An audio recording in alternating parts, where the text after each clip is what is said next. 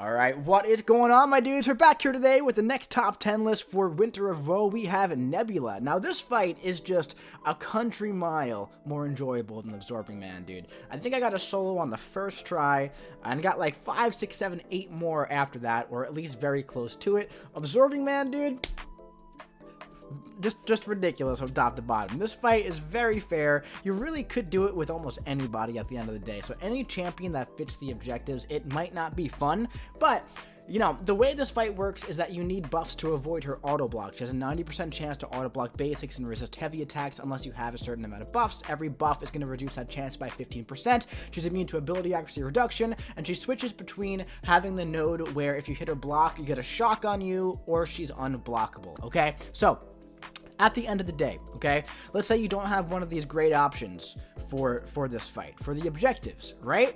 All you got to do is parry her while the shock thing is up, attack her a little bit, right? And then hit her block while she's unblockable. That's all you got to do, okay? And you can really do it with just about anybody. That being said, we're going to jump into the best options, in my opinion, for objectives, okay? Maybe we'll talk about some honorable mentions after the objectives, but we're going to be focusing on the objectives here, okay?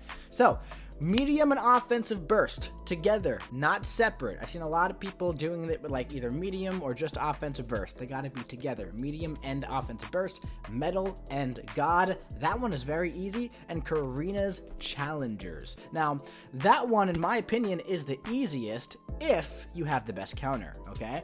And we'll get to that. But that being said, we're going to jump right in today with number 10, Killmonger. Now, listen, I hated this. I tried it. I absolutely hated it. She's bleed immune, right? What's Killmonger's biggest issue with his damage? He can't stack bleeds. Well, guess what? You can't even put one of them on Nebula, all right? What Killmonger has going for him here is that he has the True Strike up the entire time, okay? So if you bait the special 1 consistently, punish it, it's going to take a while. 7-star, rank 1 Killmonger is on pace for about 700 hits for a solo, okay? So it's not going to be fun, but if that's your only option, man, it absolutely could work. He fits the offensive burst and the medium style. Saw a bunch of people in chat saying that they did it. Not my favorite choice, but I figured that it's easy enough. He belongs on the list. Number 9, Shocker. I've seen a few people solo with Shocker. Shocker can do so much damage. There's one big downside to him here, is that the big heavy attack, if you time it improperly, she could regen all that damage back, alright? So, you have to make sure you do the heavy attack, like right when the shock phase is coming back so you can parry to get rid of the regen, or go for special 3, cycle special 1s, only hitting her when the shock is up, hitting her block otherwise, until you get to 150 charges, get it to about 40%, do a heavy attack, boom, after the special 2, knock her right out, alright? So yeah, Shocker could for sure work. He is immune to shock. That makes the fight a lot easier. You won't like mess up and get a shock debuff on you, okay? Moving on, we got Shang-Chi. Now, Shang-Chi fits the Karina's challengers. There's a lot going on for Shang-Chi here. He's not the best option, but at the end of the day, he absolutely can work. That one, it's definitely a little bit more restrictive when it comes to the best options there, in my opinion. I feel like the best option for the entire fight is in there, but aside from that one, champion at the top, it gets a little bit more restrictive as you go along. There are definitely options. Crossbones can work, but it's very tough, so he's on the list. Same thing for Void, but he's on the list because of that. All right, moving on.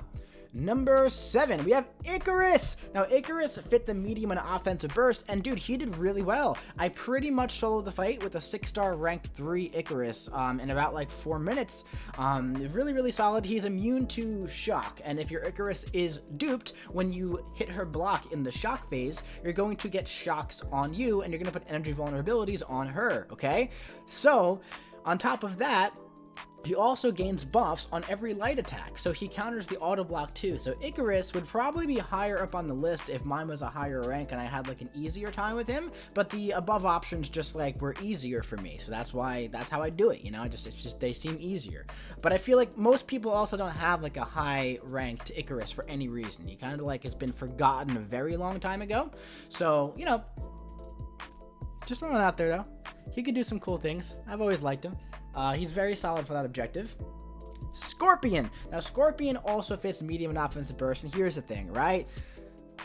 For every person who doesn't have Enquiries ranked up, there's also a person who has a Scorpion ranked up, right? So Scorpion, you probably want to go in with the Rupture, right? And you're not going to get punished by the shock, right? You don't have to really worry about the auto block. You can go put the Ruptures up.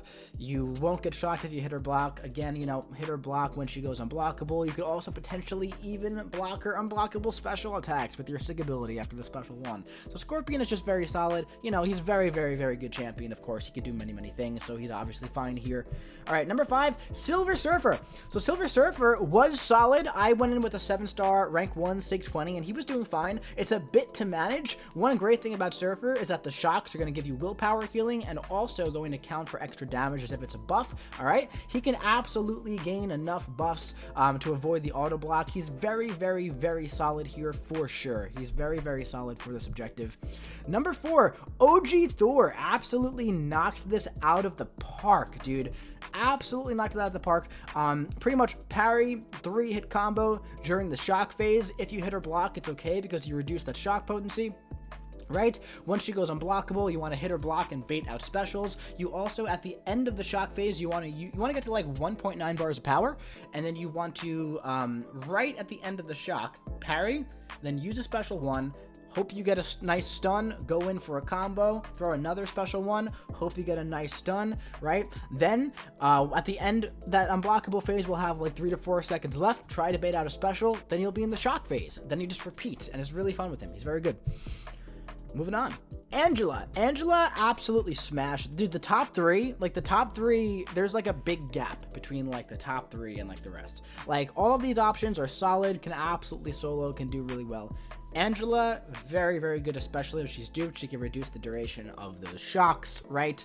Very, very solid for sure. Lots of damage, lots of buffs, has a good time, you know? She goes immune to nullify when she is awakened, which is nice because when you parry, you nullify a buff off of you. Yeah. But much better than Angela is her daddy, Odin. Odin was so good, dude. Odin, I went in here with Odin, and I soloed on the first try without even, like, really understanding the nodes in the fight. He's very good for it. He has the True Strike on Special 1.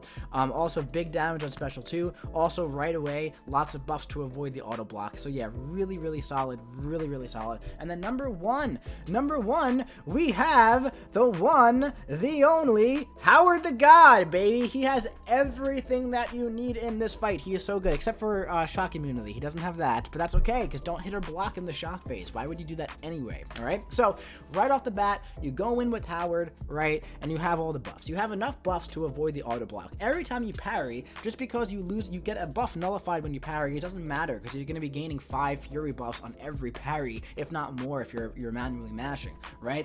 On top of that, right, you're going to build your damage so high and ramp so highly, you're going to get through this fight very, very easily. I think I finished this fight with Howard at like 95% health.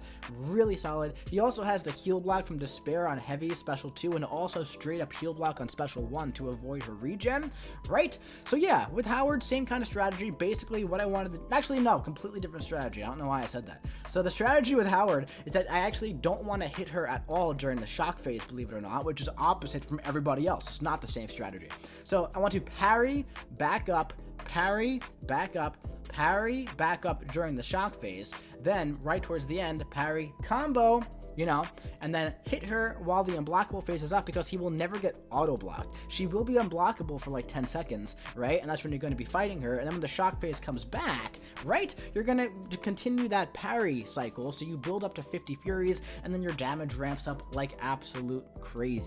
So yeah, Howard, really, really good. Some other great options, of course, if you're just looking for completion, I soloed it with Gladiator. He did really, really well. Adam Warlock does really, really well. Hulkling does really, really well. All those cosmic champions with lots of buffs who could possibly even go shock immune or resistant. Really, really solid for this fight. I think that you should stick to doing the objectives on this one because this fight is objectively so much easier than Absorbing Man. So even if you have to use a couple of revives to go through it, which is 100% totally okay, items are absolutely fine to use always. You should be using the objectives here because, you know, it's a much more fair fight than Absorbing Man. It's just straight up. It's straight up, right? It's much different. Completely different fight. All right. That's it for this one. I hope you enjoyed it. If you did, drop your boy a big ol' like. Also, one more thing. Red Goblin, shout out. MSD, Solid Red Goblin, so that people don't yell in the comments. All right. That's it. Bye.